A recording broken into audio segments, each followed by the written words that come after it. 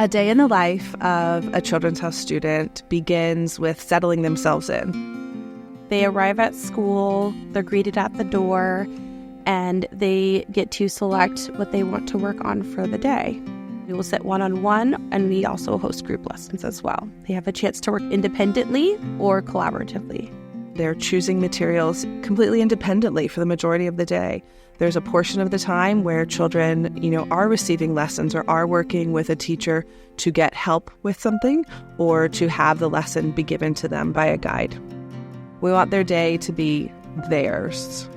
We give the children the opportunity to set their day up for themselves, and that's why we call ourselves guides, because we're guiding them to the work, we're guiding them through the day, but really it's their choice of how they want to operate.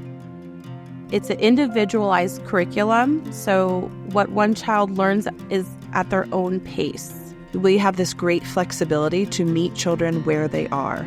We're able to say, yes, your peers are not there yet, but you can move forward. You can move forward at the pace that is right for your development, for your learning. In a Children's House classroom, you're looking at children together in a combined age classroom. And that means that we're not limited. The 3-year cycle is so important because the reason children in kindergarten are successful is because they have been there for 3 years. The reason the 3-year-olds are successful is because the kindergartners have been there for 3 years. The kindergarten students are leading the way. They are able to function without me.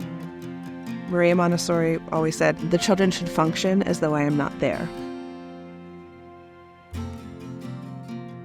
Once a child chooses a lesson, they will get a work rug out if it requires a work rug. Some children can work at a table and they will work with it either individually or with a friend. The children really are drawn to the work. It's one of those parts about a Montessori classroom that's so hard to believe, is the children walk in and are fascinated. They see things in our classroom that they may have seen before, but being able to do it in a different way or in a classroom setting or things they've never even been able to do. We have practical life, a math area, a language area, geography, zoology, botany, peace education, and sensorial. And all of these areas work together to bounce off of one another and give the children a greater aspect of how things work in the world.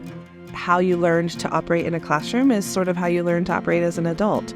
Montessori is practical life. It is sensorial, it is language, it is math, but it's about the whole child with all of these things that they have in their classroom and in our environments that bring them into this world to become wholly formed adults. They become the people they are because of the classroom.